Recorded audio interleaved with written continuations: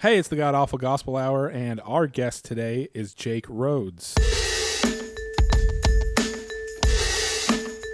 God awful.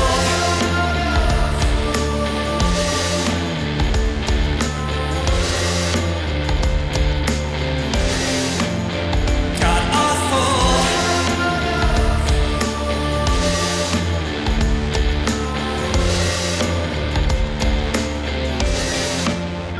God awful. You know, we have a theme song that was written by Josh's childhood friend. He's a band out of Boston called Paper Tigers. We were trying to see how they compared to your band via Spotify weekly listen numbers, and my buddy's band gets like 90-something listens a week. And then I looked at Drunk Uncle and I was like, "Oh, you guys are like a real band." Thanks, man. You're actually having things. You're going to Stubbs. Yeah, people are streaming your music. It's great.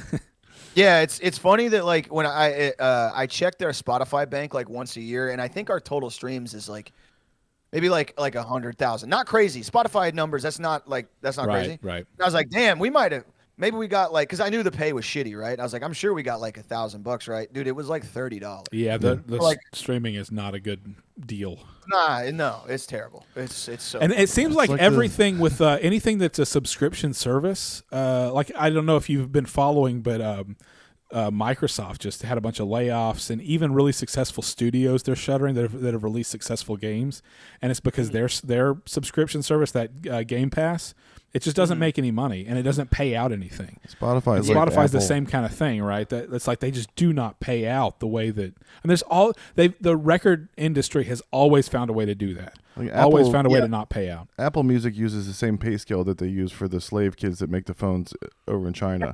Like, well, would you prefer $0? That's what you were making before. So we can either give you 30 cents or you can go back to having nothing and eating dirt. How about that? I love the fucking capitalism has raised 1 billion people out of poverty, and that's the people they're talking about. It's like instead of eating dirt, they eat like mud. Yeah. It's got a little bit of salt on it. You I'm like, get yeah, two buddy. you pieces of got it. rice now. Yeah. Now everybody has an iPhone made by slaves, right? I was trying to write Yeah. a Bernie Mac bit about being so cool that you're in the back of the club, the comedy club, the comics at the back. Oh, I'm so cool that I went past the wall and I'm out now. I'm on the sidewalk. Yeah, I'm outside the club. I'm right? not even in there anymore. I'm on the patio having breakfast. Dude, the heyday of like black comedians was when how old are you guys? You guys are 47. okay. 42. So yeah. you have a better memory of this than I do. When like the best black comics, like post Richard Pryor's heyday, Yeah. were just guys in big suits that would go up and be like, "If my nephew gay, I'ma sell him." Like just like most violent homophobia that you can imagine. Steve Harvey, you know. How many of y'all like sex? Yeah, have you ever seen that? Have you seen that interview with Steve Harvey saying, "If you don't believe in God, where's your moral barometer? You ain't got no moral barometer." Like what, a barometer really to detect the pressure of the weather, you know? He just learned that word. Right. Yeah.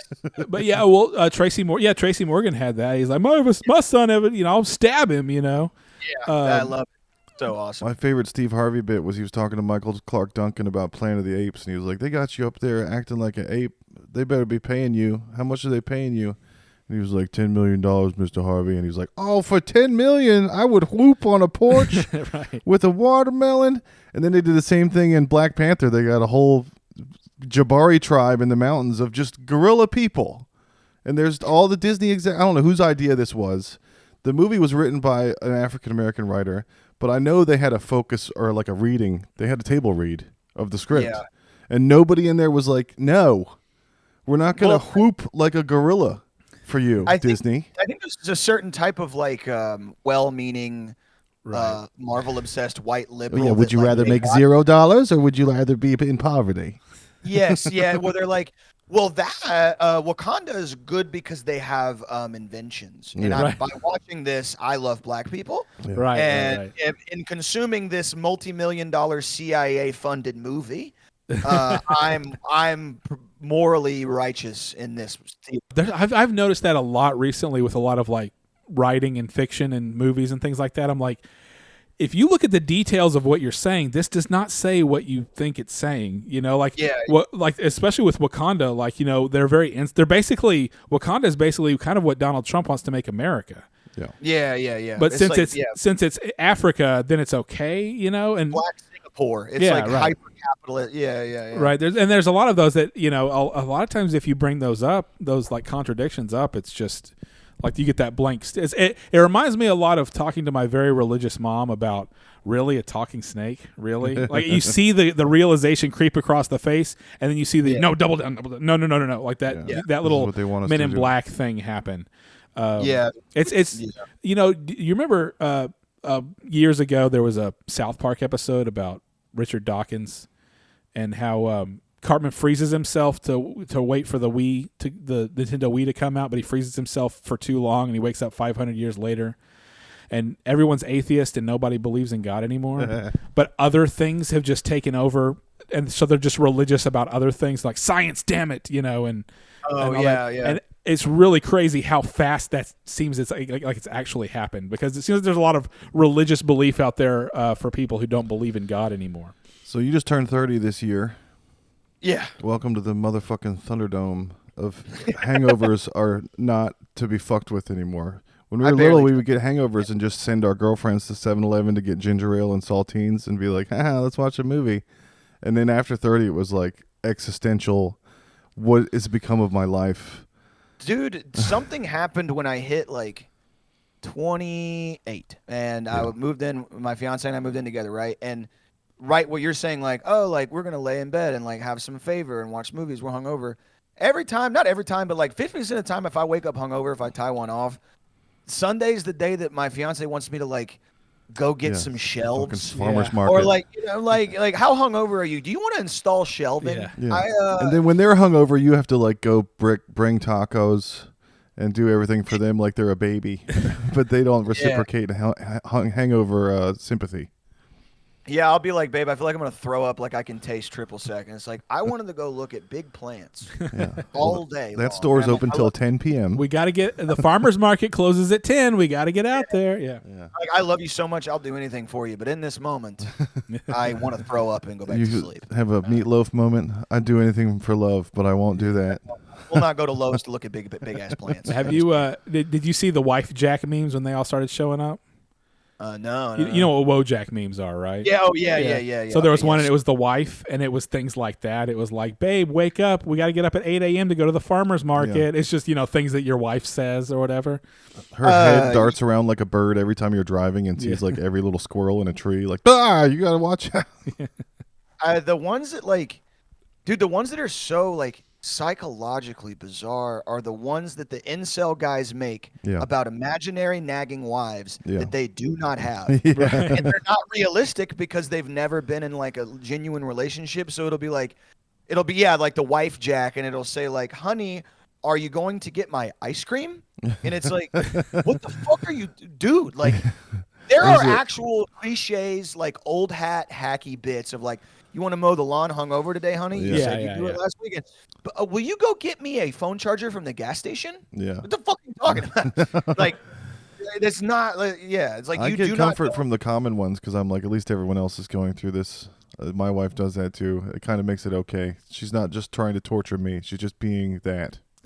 Well, yes, and I've really learned to look at it too from the side of them. Yeah. Because I'm a slob by nature, right? Like I just never figured it out. Oh, we're pigs. We're all pigs. It's gross. And she's like, she'll be like, oh, the house is a mess, and I'll look at it and it'll look pristine to me, the cleanest the house has ever looked. And I realize like, oh, my margarita when I'm hungover shelving Lowe's thing is she looks at a house and it's like, we need to clean this house, and I'm like, this is the cleanest our apartment's ever been. Right. Dude, I'm such a slob. During COVID I quit showering so much just from not having to go to the world. Yeah, and just like working from home. And I smelled my own nuts one day, and then I was like, honey, if I can smell this, I'm sorry, because you probably smelled it yesterday. Mm-hmm. You can tell me to take a shower. I need to be reminded. She's like, I'm not your mother. I was like, as long as I shower before my nuts start to sting real bad, then that's pre-smell, post-sting. Then I know nothing's really bad and rotten, but that was COVID nuts for me. That's how I knew I was in a bad place. I'll get like I'll go through these phases where I just get fucking I have like bipolar, so I just like it'll just happen with like a couple months. I'm just like I'm like the giver where I'm just telling people all of my various tragedies. Yeah. No, I did the same thing. You were telling that story about your dad, and I have a similar. For a year, I couldn't stop in any conversation telling this trauma thing. I was like, somehow everything relates back to that bad thing that happened. Yeah, you like I think maybe it's like you're trying to make it funny for yourself to feel better. But you have to say it over and over. This is going to be a great bit once I get kicked out of 8 debutante balls. Yeah. Yeah, like I like won't shower, and my fiance will be like, "Hey, when's the last time? When's the last time you like, took care of your hygiene?" And I'm like, "You talking about showering?" She's like, "Yeah." I'm like, "It's Sunday. I went and did a mic on Wednesday, so Tuesday." Yeah. What if we go to Schlitterbahn and you go down a slide or something? Yeah. With a bar of soap in your pants. Yeah. Do something. Were you guys latchkey kids? Like your parents were like gone at work and stuff. Like for an amount of time, yeah. Towards the end, maybe the last couple years before I got a car, I had one of those. I had friends that were definite latchkey kids. My mom was a piano teacher, so she was always home yelling at other people's kids. Yeah. And then I had piano lessons at the end of the day, and she'd run out of patience. So I got like the full brunt of like, I'm fucking sick of these kids. Yeah. She's like, I'm giving you free piano lessons, and I was like, I don't want them. I don't want to play this instrument. Yeah. My mom had me when she was 16, and so she just like had to work like immediately. Like, and my dad was like not when I was very young was super around. So she was like raising me on her own, and so I was just talking to my buddies about this the other day. My mom would just like, okay, you're gonna watch Barney. Here's a bunch of Dr. Pepper. I'm gonna be gone for 12 hours. Nice. And I go, okay. So I think that like had some sort of effect on like how I perceive like health. Right. You're like Homer Simpson. I like Barney. I like Dr. Pepper. Bye. Yeah. Like, how much water have you had today? I'm like, I've had 6 shots of espresso, 7 Zen pouches, and an Adderall. My fiance would be like, you need to drink water. And I'm like, I can drink water tomorrow.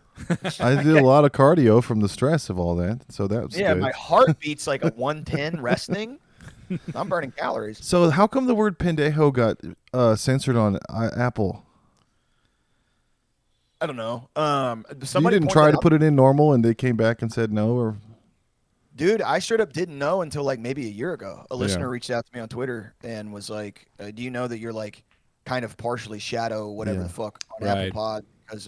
And I said no, and I think it wasn't that way. I remember off the jump, but I never thought to look at it again because I just upload the episodes. I don't really check like anything, you know. It used to be all English. It was George Carlin's words you can't say. That was what got. But now there's AI, and I think it finds everything. Do you speak Spanish at all? No, not really. Okay, I had to be fluent. My mom was a missionary, and I just got it beat into me. But there's a morning zoo guy here in Austin named Peely, and he's got crazy eyes. I'll put a picture of him up. But he had we were driving around doing traffic control, putting out barrels, and he did a whole episode of just women calling in and asking them if they like to do it in the butt. And it was all in Spanish, so nothing happened. And they just aired 4 hours of women talking about anal. The censors weren't, Yeah, do you like it in the culo? Le gusta la culo? And it's sí, a veces no. And it was like, there was nothing was censored at all. That was the Gen X radio version of those guys on Instagram that like go up to women on 6th Street and they're like, what's your body count? Dude. You like sucking dick? Somehow went from that to now you can't say pendejo on Apple. Yeah. Yeah. The one that I like the most is whenever that guy goes up to those girls. He's like, "What's something that really bothers you about guys?" And the girl goes, "When you're trying to go pee on 6th Street, and some guy walks up to you with a microphone and goes, 'Hey, what do you like about guys?'" And the guy goes, and then she just walks off. The guy's like, "We fucking suck." You know, he had that like low self-esteem guy. Like there was one of my favorite ones. I think it might have been the same guy. I don't know. They all looked the same to me, but it was on 6th Street. And it was these 2 girls, and he like, "Hey, would you guys, ask you guys some questions?" They're like, "Oh yeah, we're like pretty fucked up." So I was like, "Where's this gonna be up at?" It's like, "Let's be on Instagram." Like, I find whatever. And the guy's like, "Oh, like, do you like it when a guy like comes inside, whatever. And they were like, yeah, sometimes like, are you on birth control? And both of them go, oh, we don't need that. Uh-huh. And he was like, what do you mean? And she was like, how do I say this? And she like whispered to her friend, and she was like, oh, we have dicks. Nice.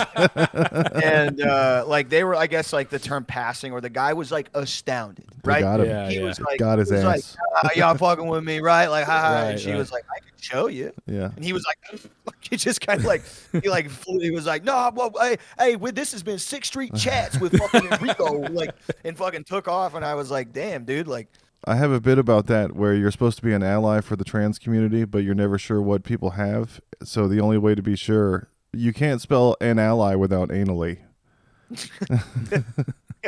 you have like the fucking, man, like, I feel like I didn't know, I think maybe, I didn't know, I had a conversation, I didn't know that transvestite was like not a, I literally, I wasn't even trying to be edgy. So Yeah. I had a bit where I said that word. This was like maybe 3 or 4 years ago. Like, I don't know more. It was right before COVID when I was like trying to do mics right before the city shut down. Yeah, is that one of those second Obama terms that, where things Maybe. changed? Yeah.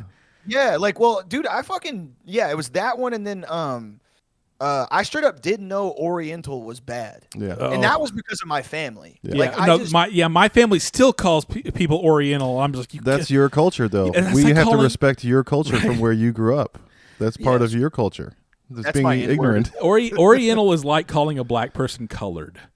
Like that. Yeah. That's what it feels like to me whenever I hear. Well, they're Orientals. I'm like, really? God, you can't say that. Ugh. My favorite thing about this is when Nintendo got in trouble for making a Mexican Mario and he danced around the hat, and everybody got mad at Japan, and Japan was like, "We don't talk to other countries. That's our culture. Yeah. We've been doing this for thousands of years. We're closed off. We're better than everyone else. We don't give a Yeah. fuck.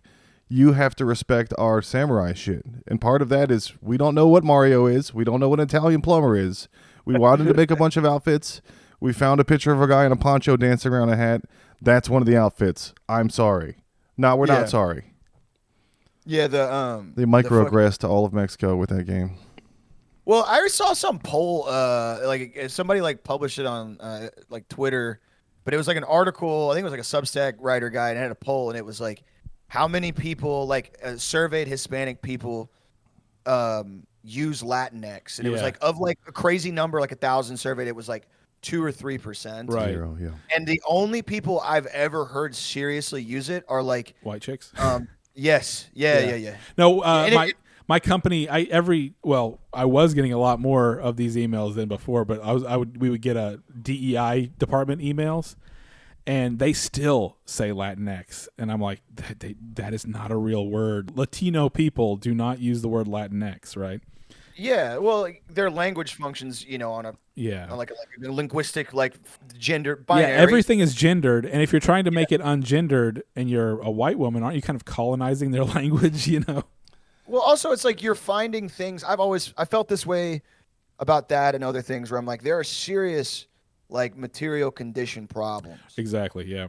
and we haven't really moved past a lot of the mistreatment of like South American and Hispanic immigrants. We really it's still the same as it was 30 years ago. Yeah. Yeah. We've just put a new coat of paint on it. Right, but Yeah. but now we use nicer words to talk about them, right? Dude, the fucking my God, this happened to me in college, and then again, Obama second term word, whatever the fuck. Yeah. I was like, oh yeah, it's a homeless guy, and this girl in my class was like, the term now is unhoused. And I was like, Unhoused, do yeah. you think that motherfucker cares Right. about how I refer to him? He literally jacks off outside. Yeah. He doesn't care about like, oh, did you call me a hobo, bro? Come on, bro. That's another thing that I've said before on like tweets or whatever. It's like, yeah, George Floyd was murdered, but it's okay. We all put black Instagram pictures, and then the AP decided to capitalize the word black and not white, so we fixed it. You're One of welcome, my America. favorite fucking tweets during the protests or the riots with Ben, he tweeted he said, everyone is arguing about whether or not you should post a black square while tanks roll down their streets. Just like, because I remember feel like that was so fucking stupid. And at the same time, we went to a protest in Houston, and it went bad, and people were getting their shit fucked up by rubber bullets. Yeah, And it I happened got here, home, yeah. and it was like if you're not posting a black square, you're not. And I was like, get the fuck out of here. Go. I have a black mark on my leg. Yeah, From rubber bullets. yeah. I got hit in the face with a black beanbag from a gun. That's my black square. I'm seeing stars, not black squares. Yeah. So I have a Bible bit I was working on about what if Lazarus killed himself, and then Jesus brought him back, and he's like, "What the fuck, man? I'm suicidal. You just ruined my day twice." Yeah, it was his friend, right? And you're like, you weren't there for me, bro. Why are you bringing me, dude? You didn't like answer my pigeon letter or whatever the fuck they had back then. That was one of my favorite Onion articles of all time. You know the footsteps thing, where it's like it was then that I carried you, and it was the Jesus, and it was saying it was then that I carried you, and him talking about how there's one set of footsteps, and the counterpoint was bullshit, Jesus. Those are obviously my footprints, and it's like Jesus did not carry me. Jesus actually, you see his footprints running away whenever I was going through the hard time. I wanted to get the footprints thing with a picture of a gay guy banging another dude up against the wall so his feet are off the ground. Very nice. It was then that you Remember when carried there me. was one set of footprints? It's like the Galveston seawall with just like a pair of ass cheeks. That's like when, into the algae that's when bloom. your horse tits wife pegged you up against the headboard. There was one set of knee prints on the bed. Yeah. And I was trying to write another Bible bit about a guy that had a girlfriend that was 18 BC, and then Jesus got born, and time reversed, and he became a pedophile because the years started too? counting the other way, and he's like, "God damn it, Jesus! Now I'm a pedo because you got born, and now my girlfriend's 0 years old." I remember I had a professor who like spent an insane amount of money getting a PhD in religious studies and then like a master's in divinity. He had an MDiv, so he went to like seminary school too.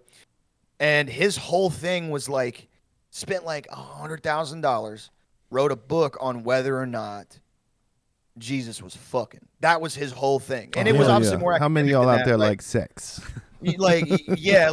whether he was sleeping with Mary Magdalene. And his whole thesis, obviously more academic and intellectually worded, sure, but it was like, was his relationship with Mary Magdalene like love or sexual or whatever? And I was like, dude, you spent $100,000 asking a bunch of old guys if Jesus was getting his shit slurped. Like that was, you were like, listen, I studied philosophy. I wasted my fucking time and my money.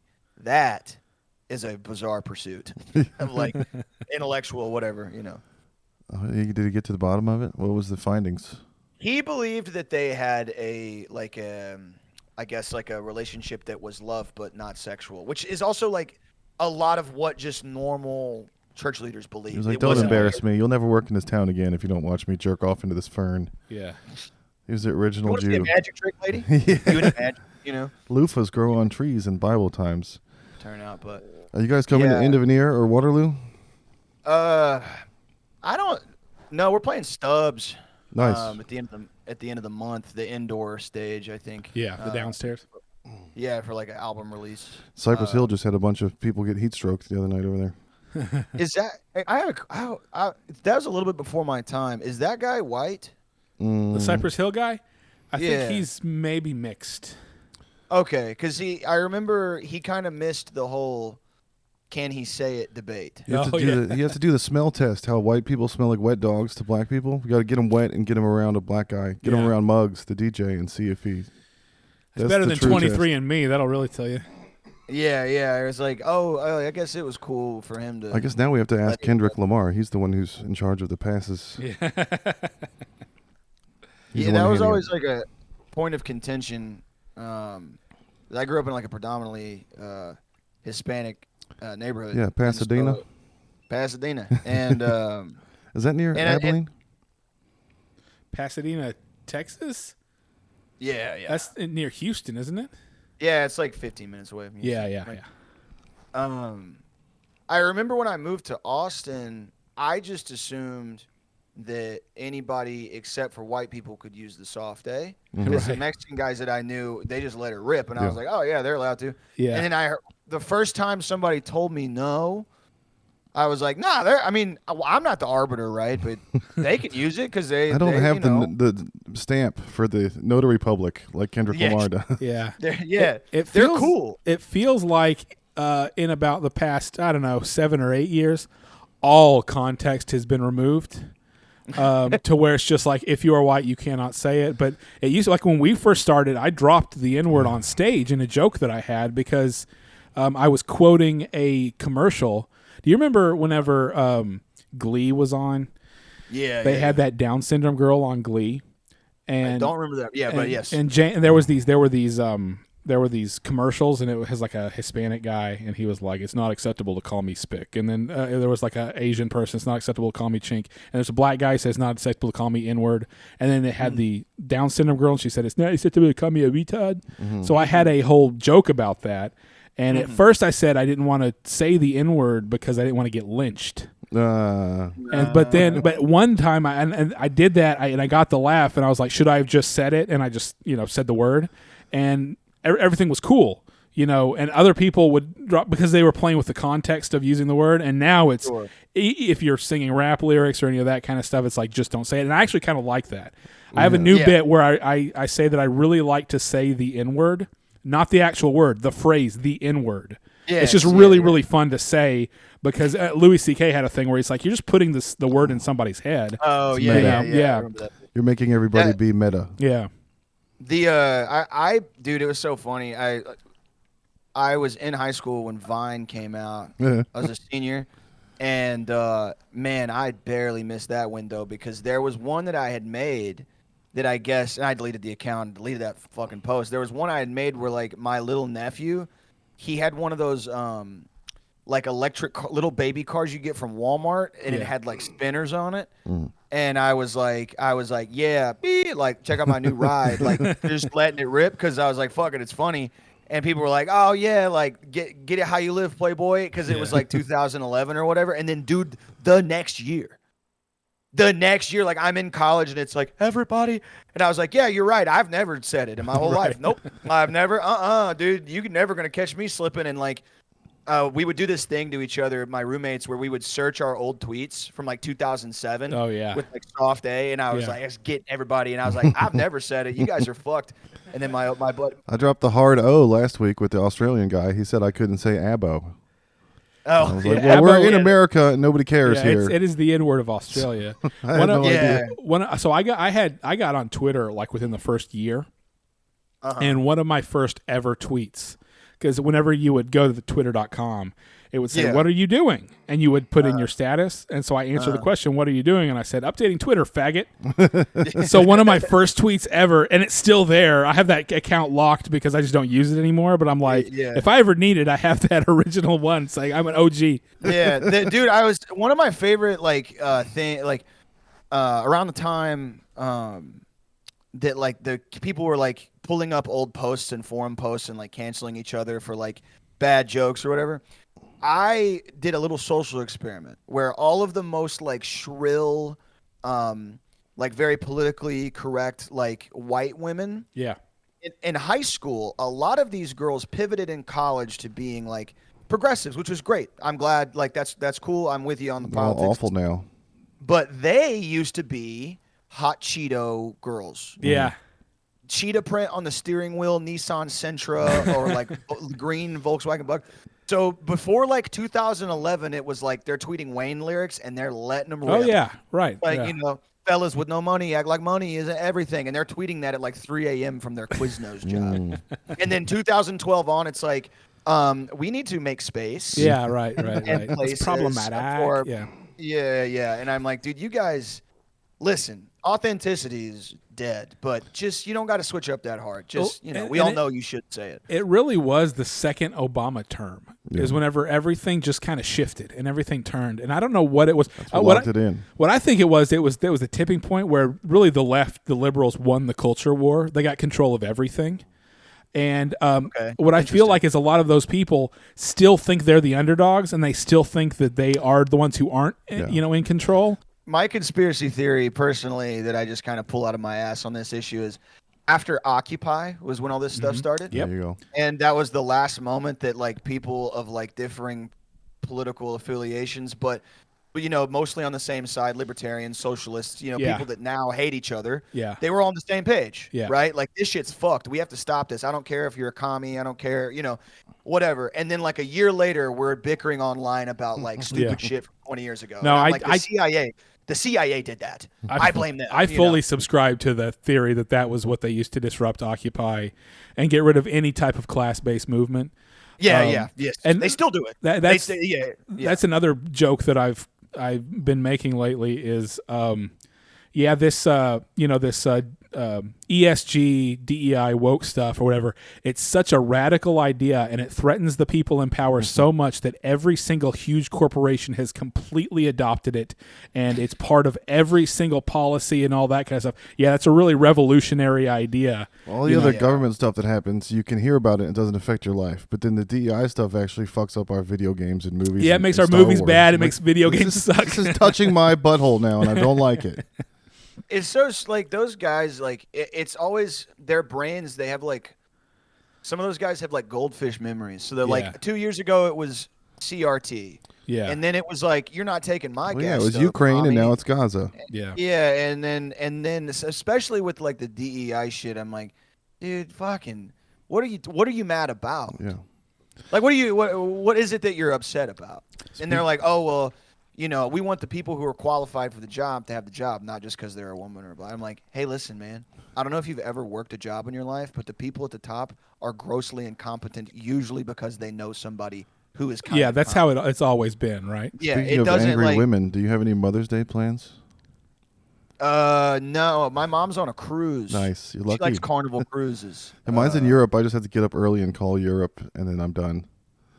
But my Call wife Europe? co-opted it now. Since she's the mother of my children now, she's my mother now, and we have to do Mother's Day because Mike Pence style. He Yeah. calls his wife mommy. yeah, mother. Yeah. Yeah, That's so anybody who calls their mom or their wife mother, I'm like, I start to get Norman Bates vibes, Yeah, just because I slap your ass and you call me daddy doesn't mean it's reciprocal. Well, it's definitely one of those like when a guy is so deeply religious that he like horseshoes back around to being a deviant. You know what I mean? Like that type of like. On a like- long enough timeline, every youth group pastor is a diddler. yeah, I love Jesus so much that I need to share his love with you, Rabati. Yeah, that's my big thing. We're trying to align ourselves with the Satanic Temple of Massachusetts, whatever that place. Salem, because they're doing something here in Texas against spanking in schools and bodily autonomy for kids. And I got spanked a lot. And it didn't bother me until I thought about it later. And I was like, this is just another religious loophole for adults to take children's underpants off and touch them. Spanking's still touching. butt touching. That is my favorite like inherent contradiction in some of these like Christian like private school guys is they're like, do you see that they're doing drag queen story hour? You know where kids are historically very safe? Religious education institutions. That's what we need to make more of, not these public schools that teach kids about sex. Let's get them into a Christian Catholic Bible school where nothing bad ever happens to children, ever. And like that's their whole line of argument. And I'm like, dude, we have all the receipts, big dog. Yeah. Somehow it went from like your parents telling you not to have porn because you couldn't jerk off because Jesus is watching you to Jesus is watching kids jerk off to youth group leaders going, well, how come Jesus gets to watch kids jerk off? I think it was the WWJD bracelets. Those came out and they were like, what kids would Jesus watch jerk off? All of them. the inherent Just trying to idea be that, like the Lord. Like they see these their enemy is like a manufactured like lesbian or gay teacher. Like they see these teachers getting all the kids and they're jealous. So they're like, all right, we got to reopen the Catholic schools again. We got to get the rulers out, the nuns, the whole 9 yards. We can't let the gays diddle the kids. Those are ours kids to diddle. Right. You know. Yeah. Hey, get out of this is our park. You can't fucking play over here. One of my favorite quotes was when Trump got elected was Ian Mackay from Minor Threat said, regardless of the rudder, the current continues in the same direction. So, he's one of our old sage wizards now. Yeah. I didn't know he was going to come with something like that in 2016. All of a sudden, I was like, hell yeah, Ian. We used to see him working at the Haagen-Dazs in DuPont Circle with Henry Rollins when I was little. Oh, that's cool. Yeah. That's a fun story. I one of my favorite moments with Rollins was when they did that punk reunion, like big table meeting, and Johnny Rotten was there, who is also like now he's like a Nigel Farage, like hardcore conservative or whatever. Yeah. A few of them went that direction. It's weird. It's like he was nice and then things went rotten. Yeah.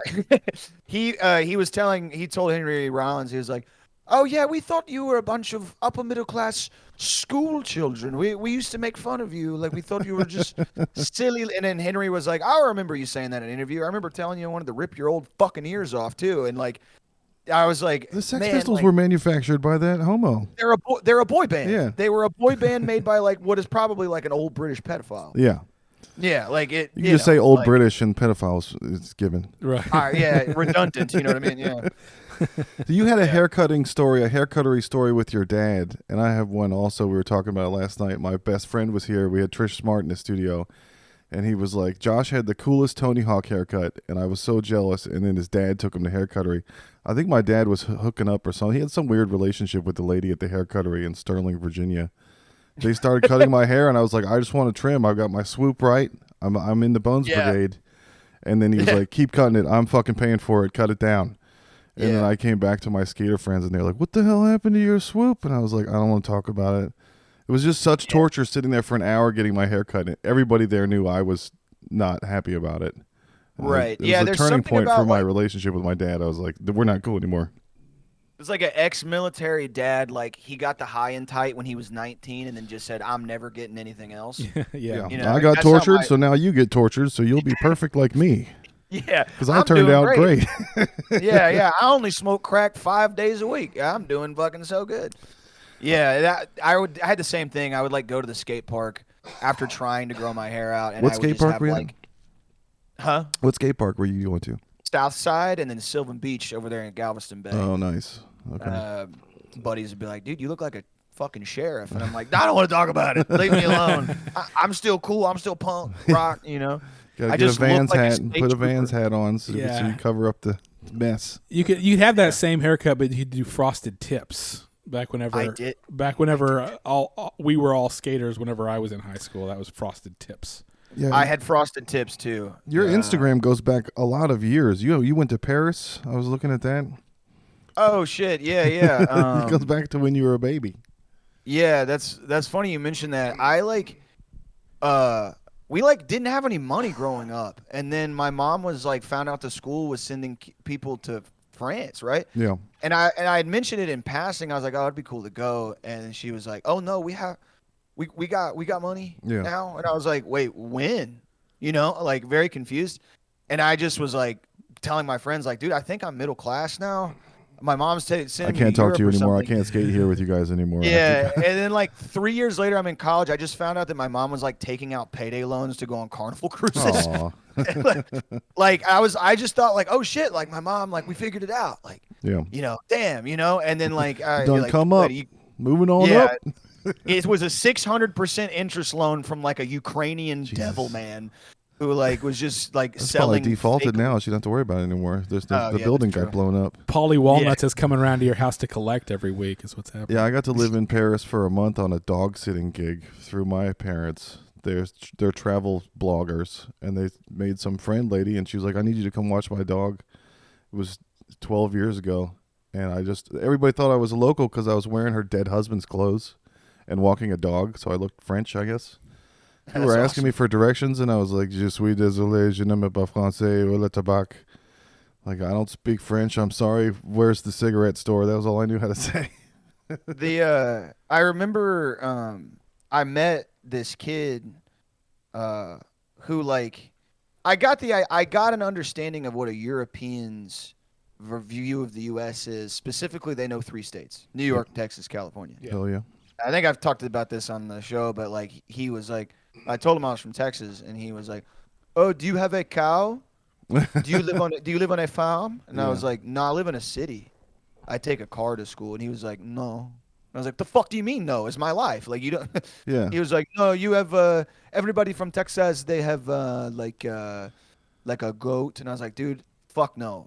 What do you think is happening over there? Do you think we just live in the fucking? Some people do. Everybody These- in England was buying me Budweisers, and I was like, I don't want a Budweiser. And then you realize the Budweiser in Europe is so much better than this shit here. It's like from Budweiser, Germany. Like, Yeah, directly. it's the old SS like, Budweiser. oh, Yeah, wow, this is actually what it's supposed to taste like Yeah, Clydesdale piss. I had friends who got those kind of questions from from people in like Paris and France and all that, and they just went with it. They were like, "Oh yeah, I was I was riding a horse before I could walk." And sometimes bandits come down from the mountains, and we gotta fight them off with our shotguns and our rifles, and they would just go on and on and on. These people would just be like, "Oh my god, this is amazing," Yeah. Like, You just tell them the plot from Red Dead. Yeah, 2, exactly. It's just you're like, There was a yeah, my plan. dad's name was Arthur Morgan, Yeah. and his best friend Dutch, and they Yeah. robbed trains. Talking about going to Tahiti, there was always a plan. "Hey there, Mister." Yeah. Those are the best Come Town episodes when Nick is playing Red Dead and he's just, "Can I see your penis?" Oh yeah, those These are great. boys bothering you, ma'am. Yeah. The lady we had on last night was from Gaithersburg, and she didn't even know who Nick Mullen was. And I was like, "You guys are from the same city. It's right across the river from me. I grew up in Fairfax, Virginia, and it's the big sprawl. It's the Beltway, but there was a river between Maryland and Virginia that only had like one bridge. So we didn't even talk to those people because you had to go all the way into town, cross the bridge, and go back out. It's all a big spoke. So you had a bunch of awesome Bible summer camp stories. I went to one in Wise, Virginia. I'm sorry if I'm mixing up you and Thomas, because I listen and sometimes I can't tell who's talking. But you guys had a whole episode talking about Bible church camps. Yeah, he grew. Yeah, so I went to a lot of the like vacation Bible school stuff, Yeah. and then his dad was a preacher, so he kind of like grew up, I guess, more like in the church, like proper. But I went to a lot of the like, don't jack off, don't smoke weed, everybody loves Jesus. The end. A lot of those things. They didn't have the jack off talk with us until Christian college in England, and they were like, "It's just like sneezing; you got to get it out." But we were all That's 18. awesome. Yeah, that's actually the correct thing to say to a kid who's scared that God's watching you take a shit already anyway when you're little. Yeah, that fucking if you look, that guy that fucking would bring all of us over to his fucking like studio apartment in Webster, and we would do like maybe 20 minutes. We'd read the Gospels, and then there would be this like thick gravitas in his voice and change. He'd be like, "Boys, there's something deep within us. It's an urge, Yeah. and it's your spiritual obligation to fight it." And I'm like, "Talking about being hungry?" Like, Now, the fuck? all heads bowed and all eyes closed. If you want to raise your hand Yeah. in front of just Yeah, God, yeah. he'll know we won't say nothing. Yeah. Yeah. Does anyone have anything they want to confess? Yeah. I was pretty early on. I was the kid sitting in the back row of the youth group, going bullshit whenever the pastor would be talking or whatever. Especially whenever it got to that kind of stuff, and especially when it got to them talking about how there's a constant stream of filth coming out of Hollywood, California, and it's coming right into your brain. And I was like, "What the fuck are you talking about, man? Terminator's awesome. Shut up." Yeah. Matrix rules. Yeah, right. Me and Matt, who were here last night, would sit in the front row of youth group and go, until the youth group leader was like, "Who's doing that? Stop it!" And we were just like, you can't tell who's doing it. I distinctly remember I always like to ask people like what was the age, because a lot of my friends who grew up in the church, it goes one of two ways. Either you stick with it and it's like a family thing and you do it, Yeah, whatever. That's great. If Or that's what you need go and the that other helps way. you, that's great. Yeah. And so for me, I like always ask people like, what was the age where you like woke up one day and you were like, wow, this shit fucking sucked. Like life. Like you were like, what the fuck? Yeah, Like for you, it was Terminator. For me, it was Back to the Future. They boycotted Back to the Future too. They were like, they're making the dads look stupid. We're not going to go see the second movie. And I was like, the goddamn motherfucking wheels turned sideways and the thing went into space. They didn't even go to the future in the first movie. They're going to the future now. I want to see what the fucking future looks like. And I don't think I want to go to church anymore. If that's what it takes for me to go to the movies, we just want to go see a fucking movie. And you have to ruin that. That's the one time God maybe isn't watching me jerk off. Yeah, I'm not jacking off at Judgment Day, bro. I That's just where the wanna watch cops watch Alien. Pee Wee Herman jerk off is in the movie. Yeah. That was like my dad's favorite story to tell like people. My dad was not religious, Yeah. but he loved for some reason, like when my mom would have friends over, be like, "Hey, you remember Pee Wee's Playhouse?" And Gen X, like younger boomers, is like my dad's age group. Yeah. They'd be like, "Oh yeah, we watched it when we were kids." That boy loved to go into them theaters and pull his little wiener out and tug on it till the cows come home. And like this would be like my mom's church like biddies, like her little like Do gossipy you have a things. cow? Yeah, they come home when I'm done jerking off. Yeah. We have And they'd mini be like, cows. oh oh, I think I heard about that. And you're like, yeah, dude, he'd go back in there and he'd tug on his little noodle till the cows. I mean, fucking, he would not stop. Like, my dad would just keep going because it's just so funny to him. And I'm like, my mom was like, please, Yeah. this is not church dinner conversation. Yeah, for me, the Bible was the first fantasy world that I ever got into. And then I got Really? and then I got into like reading Lord of the Rings and all that shit. And then I was like, dude, the world building in the Bible sucks. It's full of contradictions. It's like nothing makes any sense. All of a sudden, there's this thing that happens that was never hinted at before, and there's all kinds of just bad writing in it. Yeah. And that's about the time that I realized, oh wait, this is just like wizards and dragons and shit. This is what we're talking about. Jack and the Beanstalk, you know. Just talking donkey. There's like I took a lot of like I got really interested in it. I when I was in college, and so like as a ton of electives, I just took a bunch of like classes on the Bible and like the history of Jesus. I took like a class about like him as a person. Yeah. I was like, look, if I'm gonna enter like my adult life as an agnostic, He was just watching kids jerk off. That's all he was doing the whole time. right? Yeah, he's just hitting up there in this big throne. Like, this shit's gross. No man comes to the Father but through me. What would Jesus goon? You goon. Yeah. Well, where would Jesus goo? Yeah. The fucking and I like. It's like, to me, it was like, okay, there are characters. It's like historical fiction for me. Like, there are characters in this that are real. Yeah. Like most like agnostic like historians are like, oh, there was a guy, Jesus of Nazareth. He was an apocryphal or apocalyptic Jewish preacher. Yeah. He was executed by, the Roman state or whatever, he was born probably around, 2-3 BC, died 32 AD, somewhere around there. But all the other, people like Lazarus and Elijah getting carried up in a chariot of fire, like that's, you're just thirsty. It's hot out there in the desert. Yeah, right. And But, maybe they ate something that made them see things. There's also that kind of thing too, right? So Yeah, how was it's like the Sunset Strip gig for you? Was that recent or was that a while ago? Sunset. Oh no, I opened up for one of my close friends has a podcast called Lemon Party, Yeah. and I opened up for their live show. Oh, that's cool. Oh, okay. That was when they Yeah. were here. That's Yeah, the only that other was- one I listen to now is just you guys and that one. Bro, that motherfucker had a contest where he handed out a bunch of diapers, and whoever pissed in the diaper the most got like a reward. It's a lemon party. Isn't that what the website is of all the old dudes? It's all old dudes jerking off, having an orgy. Yeah. Okay, they don't have diapers on or Keeping depends mindset. or anything. He was like, man, I'm running out of ideas for this. We were in the green room. He was like, I'm gonna have these boys piss themselves for like $100, and I was like, I'm so glad you're my friend. Yeah. Like, yeah, that rocks. That's awesome. What's a Bloodhound Gang used to do that. Really? They'd bring girls on stage and be like, "Oh, we will give you $100 right now if you pee in your pants." And they would do it. Yeah. Dude, the 90s were crazy. Like, Yeah. this shit. I was watching. So, like, my dad, I was raised on Stern, like old Stern. Oh yeah. yeah, same. and, good Stern. and like, it's funny that he's pivoting to kind of like a radio academic now, where he Yeah. like has complicated kind of Joe Rogan style He conversations, wants and to he's be like an impresario. Because I remember, like, not 20 years ago, he was like, "Hey, you want to ride a Sibian for Yeah. $20?" Right. Like, Yeah. it's We'll put it on fucking live radio. Yeah. yeah, like that. I'm like, dude, you can't. So you become got like, asked by Lemon Party to go to Sunset Strip. Do you get? Because I kind of moved from doing mics to just waiting to see if somebody wanted me to go somewhere recently. Because I don't need to do stand up every day, or wait. Sure. We did research. We went to mics every night of the week in Austin to see which was the best night to be bothered going out. Because we live in like the 4-5, we're almost down like the Slaughter. So I don't really. I mean, we got full-time jobs. I got wife, kids. I'm not gonna go do mics. It really sucks. Like it's hard. Yeah. one of the last ones we went to, the guys hid the list out in the patio, and they were like, "Go find it, and then you'll be first." And I was like, Yeah, "I'm not yeah. doing Easter egg hunts. This is cunty."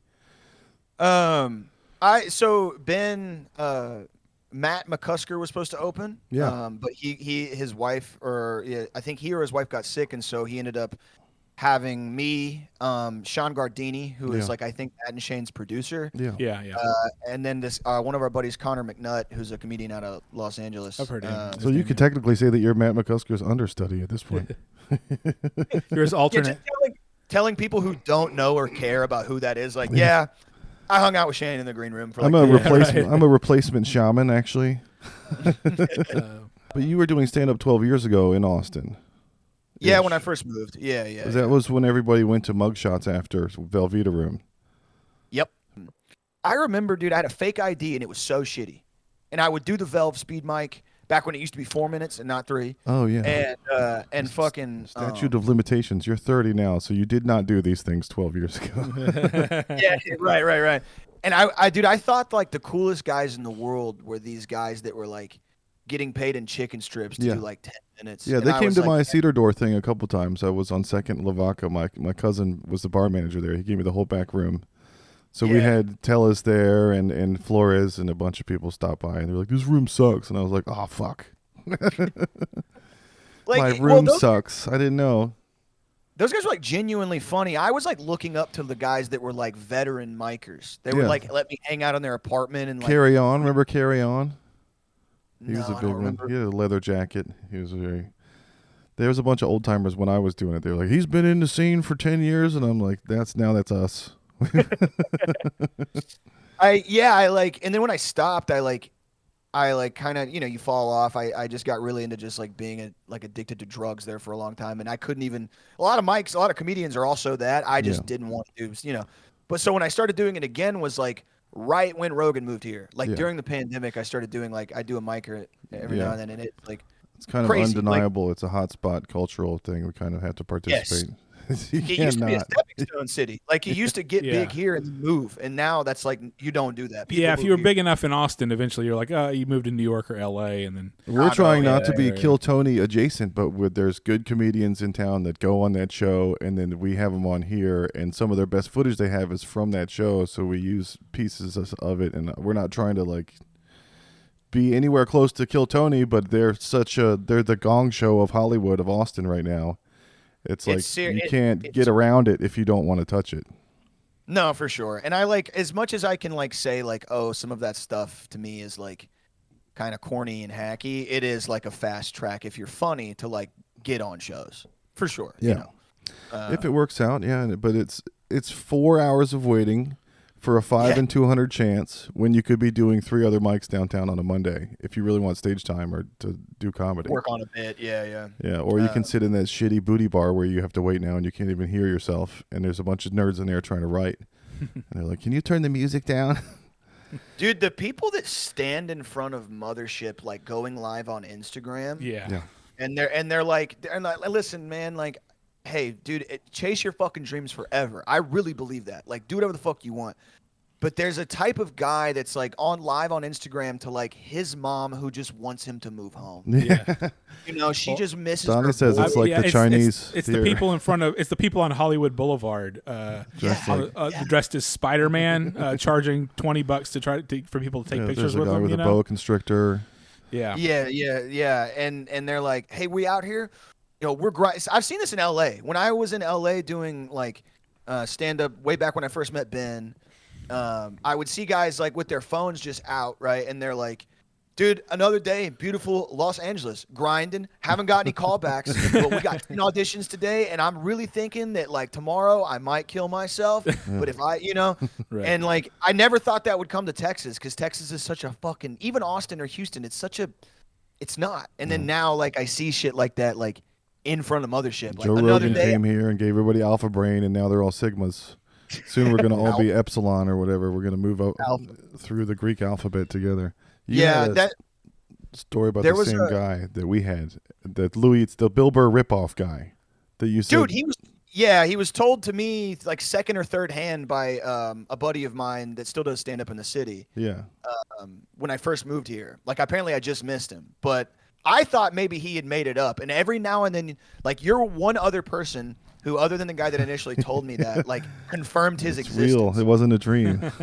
Yeah. No, he came to Cedar Door, the back room mic that I was doing. It was called Wide Open Mic, and did the faggot monologue from the Louis show verbatim. And the episode had just aired, but that was an actual homosexual telling Louis and his friends at the back room at the Cedar Door, at the cellar, that it's not okay to say that word because they used the miskindling to burn witches or whatever. But this was just some whacked out stranger that nobody knew. Like outside of the context of the discussion at the table in the cellar, it was like, why are you doing this, man? This is not good. Nobody's laughing. It was only funny in that conversation, and you just memorized it. And then, yeah, just like you said, I went to talk to him afterwards, and he wouldn't look me in the eye, and he was all weirdly talking. I was like, okay, you're like a Xerox machine person, I think. Yeah. Yeah. Did you ever do Mr. Tramps when they had the 10-minute mic Yeah. in like 2000? Dude, I forget who used to host it. Not Brendan O'Grady. Different. Anyway, Yeah, everyone has to work up north, so it's convenient to go to North Mics because you're already up there commuting. Yeah. It's easier than sitting in traffic. Just go to a mic. and I started doing that one, and there was this lady. They would let her run the light because she would go up there, dude. And it's a 10-minute open mic, which is psychotic, insane. Yeah. And it'd be like 20 comedians up there, and they would let her run the mic by like another 5 because she would just go up there and literally, no joke, no setup, no premise, no tags. She'd just go up there and be like, I think about killing my husband and children all day. Nice. I think about burning my house down, right, guys? And she would have that open mic, like, guys, I think about killing my son. Am I And right? everybody Am I right? Am I right? You guys ever think about killing your daughter with poison? And like, dude, I'm losing my fucking mind laughing It's just because performance art. It's beautiful. yes, I thought she was doing like alternative comedy at first. My first time I saw, I thought she was doing like a. Are you trying to Maria Garofalo me right now, lady? Yeah. Maria Bamford or any of those, And it wasn't until I talked to the host that he was like, no, this lady is not. She's like Allowed in the legitimately- building anymore. Yeah. Yeah. You gave me an awesome troll from your. So we're on our 30th episode. So I wanted to listen to y'all's 30th episode, and you guys. I was at work, at the office, and I kept hearing the smoke alarm go off, and I was like, "What a piece of shit building this is! This is a new building, and they don't know how to keep the smoke alarms." And then I got in the car and put it back on in the car on the Bluetooth driving home, and then I heard the smoke alarm again, and I was like, is the smoke alarm going off in my car? I was so dumbed out from like 4 days in the office and burnout. I was like thinking for a second that the smoke alarm, and I was like, God damn it, Pendejo Time. You guys have it followed me in my earbuds from the office to the car, and I thought it was in the office, and I thought it was in the car, and I realized it was in y'all's apartment. It was my place. And people, dude, 30th episode anniversary. Yeah, like I've said some things on there in the show that I'm not proud of. Just joking around, fucking around, right? Mm-hmm. People were more mad at that than they've been at me for anything. Yeah. Like they were like, dude, how do you live like that? And I was like, I don't know. I fucking drink 12 beers and I pass out. I don't hear it. You know what I mean? Like, I remember I It's posted not on louder Twitter. than the voices in my head. Yeah, or the headache, I posted on Twitter, I was like, oh, if smoke alarms bother you, like, you're soft. Dude, I had like 150 quote tweets that were like, kill yourself. Why do you live like a fucking ant? Like, bro, you're a lazy piece of shit. And I was like, dude, you guys are acting like there's a picture of me Sieg Heiling. No. Like, people were so pissed. I was like, I thought wow, it was this is awesome because you fooled me into thinking I had a smoke alarm in my car. I didn't know they installed these in Toyotas. You guys also started a trend on Pendejo Time. You do a lot of funny would you rathers. Would you rather, have $1 million or a platter of spaghetti that fucks you? Yes. This made me laugh so hard while I was trying to go to bed that my wife was like, "What are you doing over there?" She thought I was jerking off or something. So that's how good your show is, because we have a memory foam mattress. She's not supposed to feel anything from the other side of the bed. And Thanks, I was man. like Yeah. bent over the other way with my phone under my pillow, just going, spaghetti that fucks you. But you guys started a trend with these what you rathers, and now all of the women in the world are doing this one about the bear with the woods. Oh, yeah. I just found out about that. That's your fault. You did that. Every woman says the bear. Yeah. They choose the bear over the strange man in the woods or whatever. And then they all of a sudden started doing ads Yeah. for the bear show on Hulu too, and Yeah. they were like, "Let's get on this." Right.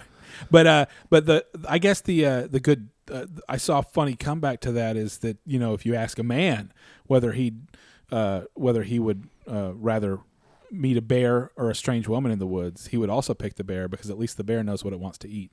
Yeah.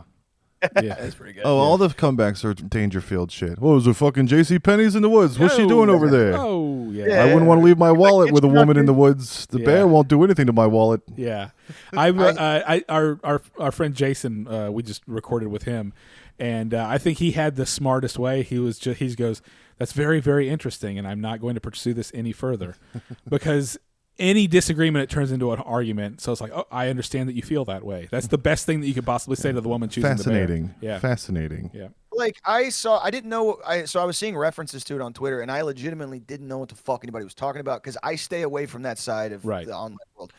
And I finally saw. How do you do a reel that? Help me do that. I want to do that. I want to stay away from that. Your way. How do you fix your feed?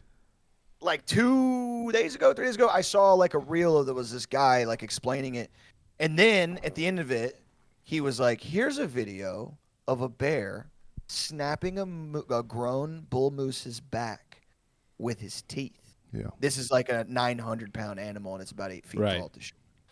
And his point was like, this is one of those social media things that's like almost engineered to get women and men to argue in the Oh comments. no, it is exactly what that is. The Yeah. moose didn't have time to be made Yeah. to feel unsafe in that situation. I'm like, hey, listen to me, man. Here's my 2 cents on this. I just came up with it, so if I'm wrong, whatever. Assuming for the sake of argument that the guy in the woods with you is not a great guy, okay? That guy, you might outrun him. He could be out of shape. Serial killers and serial rapists are not typically, Olympic level athletes. Sometimes they're football players, but other times they're just normal ass guys. A bear can run at 40 miles an hour, and they weigh about 1,000 pounds. They can also climb trees. Yeah.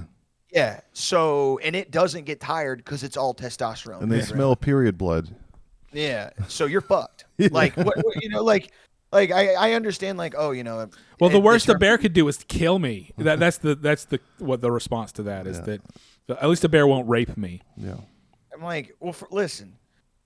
I don't know. I've never lived my life as a woman. Last I checked, I was like, have you ever grizzly man? Have you ever seen videos of people getting eaten by Yeah, animals? yeah. Oh, the least he could do, they eat you alive. They Yeah. start at your butt and your fucking balls area. Yeah. Like they don't just a tiger or like a puma, they Yeah, crack your neck, you yeah. die. A fucking grizzly will just start eating your innards and shit. They don't, you know what I mean? Like I they're had fucking. a buddy that I was telling that when the coyotes came back out for COVID, there was nature was coming Yeah, back. And yeah. you heard them more, and I was like, oh, I heard on Rogan that they eat the asshole first, and he was like, well, I guess we're safe then if you're here. The fucking dude, I love listening to his show Yeah. because I'm a huge UFC fan, so I legitimately like the episodes with the MMA fighters. episodes, yeah. Yeah. Yeah, been a fan since I was a teenager. I love when he has guys on, dude, and it'll be like an astrophysicist or something, and he'll have legitimately and try to engage with them and be smart with them, and then the next episode he'll have on like the guy from the Babylon Bee, Yeah. and the guy from the Babylon Bee is like, I identify as an attack helicopter, and then Rogan's like. And it's like, dude, you Fascinating. live in what world do you want to live in? Either you hang out with Neil deGrasse Tyson or you hang out with the biggest retards of all time. Yeah. Like- I think it's just whoever he's with, he completely buys into their worldview. And Yeah. they say that Trump is like that too. That Trump's Yeah. opinion is whoever the person he last talked to's opinion. Creepy mirror person. It feels like the kind of the same thing. The most astute observation I ever saw about Rogan was somebody had said in a hit piece about him that's like his belief, his ideology is whatever the most confident jacked man last told him. Yeah. Right. If you have a six pack and you know how to hunt, but you're a Marxist, he would be singing the Internationale tomorrow. No, he Like, loved. he's like- He had Bernie Sanders on, and he bought into everything Bernie Sanders was saying. And then he has somebody like Ben Shapiro or Matt Walsh or somebody and he buys into whatever they're saying. It's every time. Yeah. Dude, his that Matt Walsh guy is one of those Christian conservatives that Yeah. it's all a big race to the bottom for the content creation, right? Right. Yeah. Right. So some of them have circled back now to being pro pedophilia. They're pro arranged child Eventually, marriage. yeah. Oh, in Eventually, it all Africa, hits there the is- horseshoe. Matt Walsh is probably my least favorite one out of all of them because I think his beard is a merkin. I don't think if you ever look at a picture of him, his beard does not look real. It looks fake. It doesn't. It looks like one of the ones you go to Turkey and get because it's too symmetrical. So we It got to doesn't do have a, any. Right. we Yeah. got to do a Yeah. shout out to this guy on TikTok, Atomic. He was like, I love your guys' show. It gets me through work. And I looked at his TikTok. He works at a fucking foundry for metallurgy. He's got these huge pots that are just spraying lava out the top. And he's Y'all wearing show or mine, but I'm sure you've had similar stuff. yes, Where people, yeah. I mean, I listen to you guys at work. It gets me through the day of just being in a cubicle. But I'm like, this guy has like a hazmat mask on, and somehow he's got earbuds inside, and he's listening to us while he's making, I don't know, metal. What is a forge? I have no idea what he does. I messaged him back. I was like, I looked at your shit. What the fuck are you doing? And he was like, he was just more vague. Like, I make metal. A lot of the guys, in my experience, labor jobs, military, truck drivers. You've had a lot of those. Yeah. Caustic gases and stuff. What was that? Caustic gases and Oh yeah, dude. quickcrete burns on your hands and stuff. Yeah, that was like the plant that I worked at. The one next to it, like 3 weeks before I started, had exploded. Yeah, and leaked benzene like into the air. And I don't see how you're allowed to listen to anything in those places. You're supposed to be aware of what's going on around you. You're not supposed to have earbuds in. I don't know. They have OSHA, like not OSHA. They have like the safety teams that work for the companies there. Yeah. And if you listen to the old episodes, you've heard this one before, but I got into it with one of the foremen there because if there was the hot part of the plant and then the cold part, so the live part, and then just where you have material. If you go into the hot part of the plant, you have to literally stop what you're doing, go into a porta potty or a porta john or somewhere and change into your FRs, and then go into the plant. And then when you leave, you can take your FRs off. It's 110 degrees. I'm not wearing my fucking FRs. I'm just not. Yeah. So I got bitched out by one of the like site supervisor guys who was driving his little gay golf cart around. And he's like, if you're in a live plant, you're wearing your fucking FR, son. And I was like, dude, it's 111 degrees. I'm just fixing a generator. Yeah. I'm driving back. And he's like, that little piece of fabric, that's going to keep your ass safe if something blows up out here. You know and what? I was like, dude. Jesus doesn't want you jerking off either. That's like, bro. The same tone.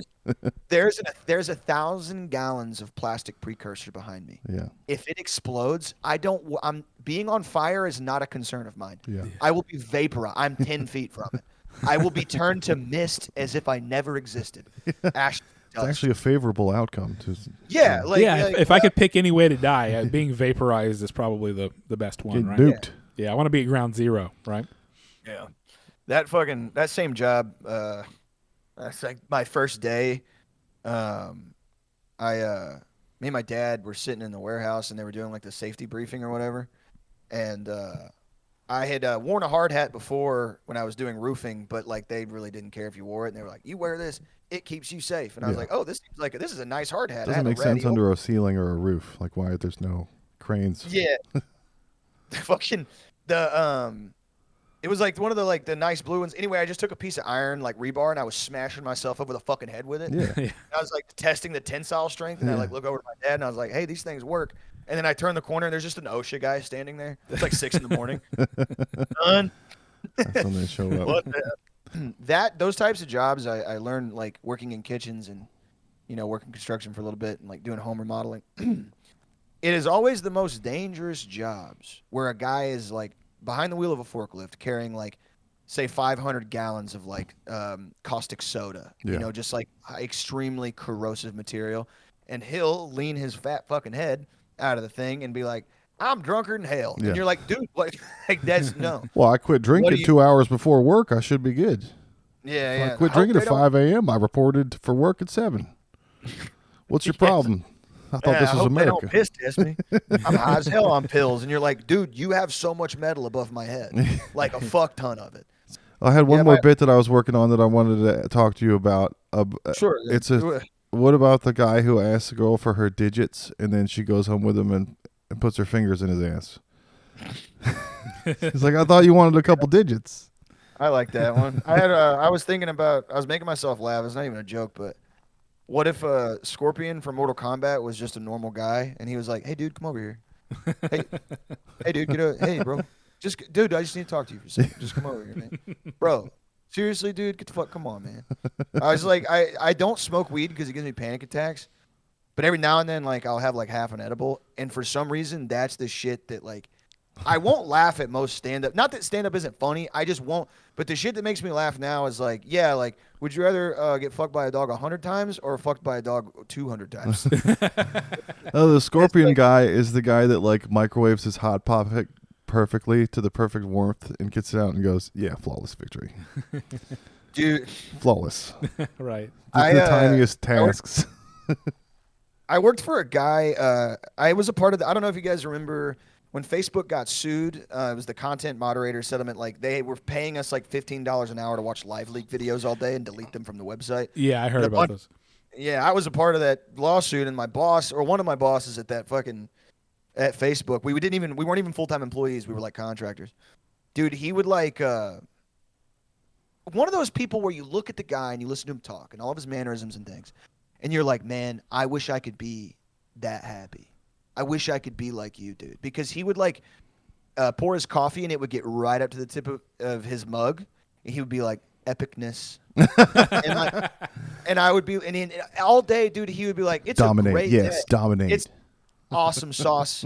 You guys crush it out there. Did an awesome balls ass job. Like Deadpool t-shirt, like fucking Chimichangas. yeah. Dude, he would always say maximum effort, like whatever the fuck line from the movie. Yeah.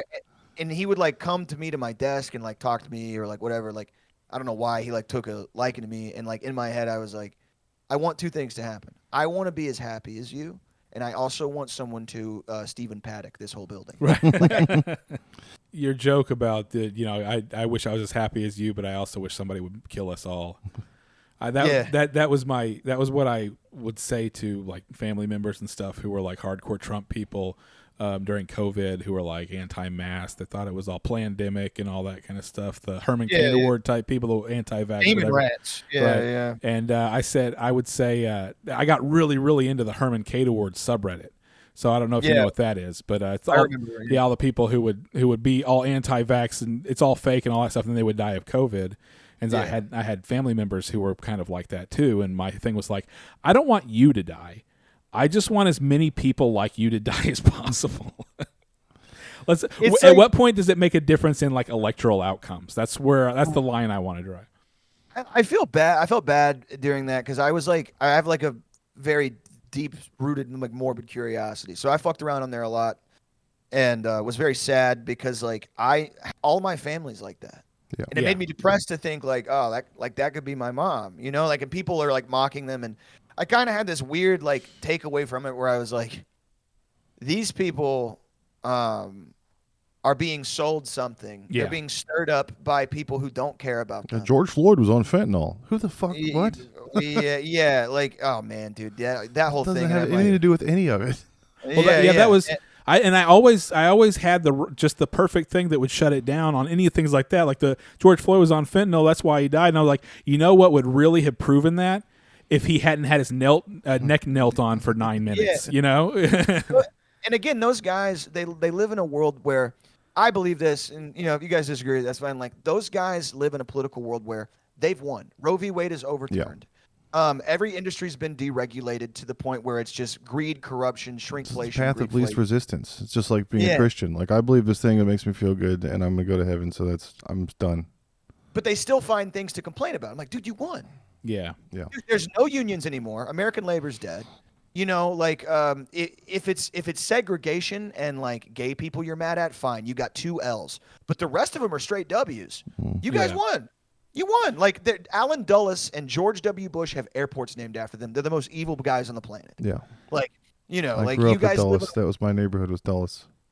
Really? Yeah. That's interesting. I think it's also one of those that psychologically we crave conflict because we are wired that way. Like that's our biology, is that we need conflict.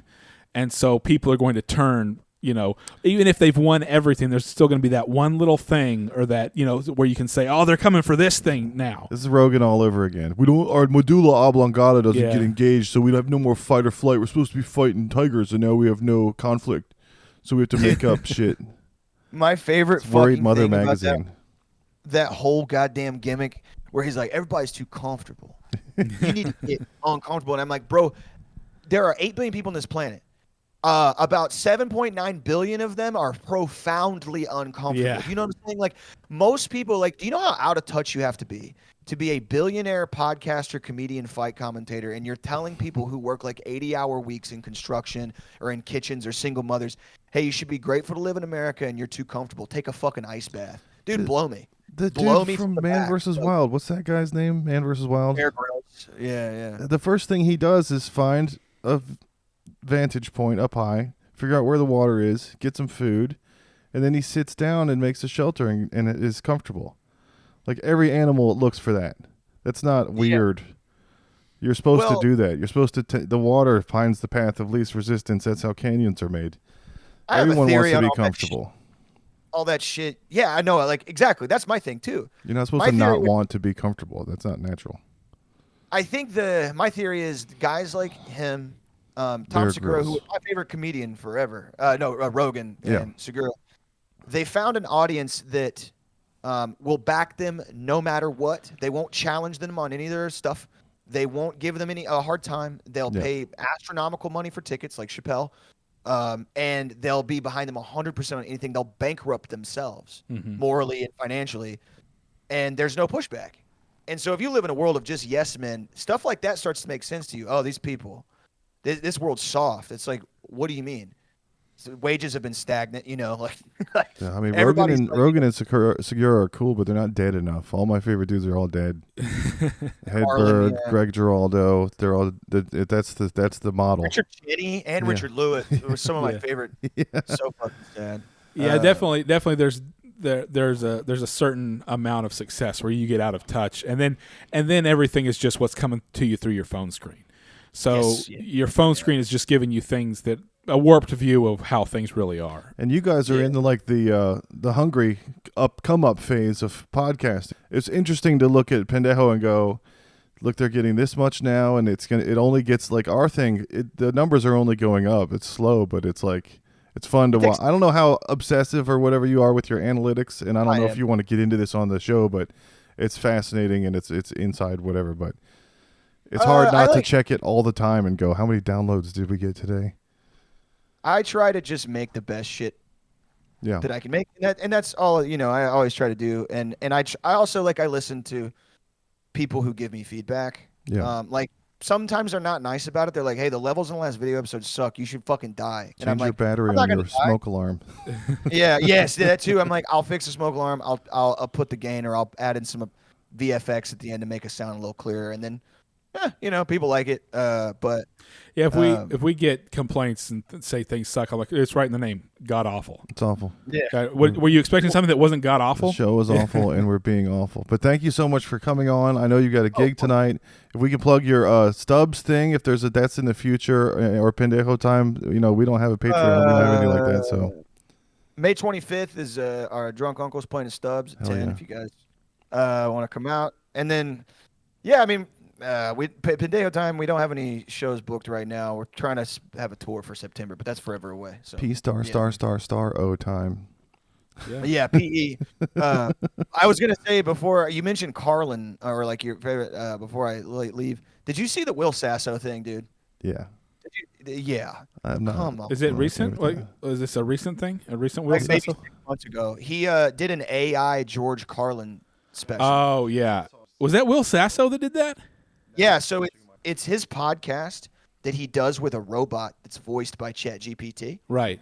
and it was like funded by that project of his, Yeah. and it was just an hour-long special in Carlin's voice, and it was just like it was one of those like very surreal things. I watched like half of it, just completely. It was hard because I thought Sasso was the man before. He was on that alcoholic show. He was on Mad TV. He was great. Everything funny. else. Dude, his Kenny Rogers Mad TV shit is Yeah. so Oh good. yeah. Oh, I love that. Yeah. And what's that show called? The Becker with the alcoholic? No, he's on that one with the guy from Office Space. Belkner. What's it's on Netflix? It's like blown up on. The guy's Louder name. Milk. Louder Milk. Oh, yeah. He's on that, and he's a really good character in that. But He's he has one of my favorite that guy Brian Callen. yeah, One of my favorite podcast clips of all time was they brought Will Sasso on to, I guess, Fighter and the Kid. yeah, And fucking Brian Callen's like, "Hey dude, you better watch how you talk to me." Like very serious. And Will Sasso's like he's like 280, pretty built. He's like, Yeah. "What are you gonna do, Brian? Use some of that boxing and jujitsu you've been doing? You're gonna box me?" And he's like, "Hey, you better call," because this is just how Brian Callen is, I guess, or whatever. It just made me laugh because I was like, God damn, these guys all take Alpha Brain, yeah. and they're like, you know what I mean? Like, fuck. No, that happened with on Skanks with Cats. The guy that Metzger and Louis Gomez got into it on stage and started throwing shit at each other recently. Oh, And really? Metzger was That's- like, "What the fuck are you gonna do, man? I'm trying to make your show funnier for you. You're fucking this up right now. Everyone watch him be a fucking idiot because he can't stop being roided out because I made fun of his kid or whatever. He fucked, Gomez fucked up, and he's fucked up and talked about his kid on his show. And of course, that kind of humor is everybody that doesn't have a kid is like, oh, you fuck your kid or whatever. Oh, Anybody yeah, with yeah, kids is like, no, bro, you don't. Well, yeah, like that whole there's like a certain I think like corner of that world where it's like man, your fans pay you a lot of money, and that's great. Yeah. It's kind of like the circling the drain with the conservative content YouTube guys where it's like your fans make you rich. Great. Your fans are also degenerate psychopaths. Yeah. And you have to like live in that world or Yeah. whatever. Right. Thanks for having me on, guys. It's been Yeah, fun. yeah. It's Jake Rhodes. Thanks for coming in and hanging out with us. And check out Pendejo Time. Yeah. We'd love to see you again whenever you're in town or do something together if possible. Hell yeah, man, for sure. Yeah. Absolutely. Stay in touch.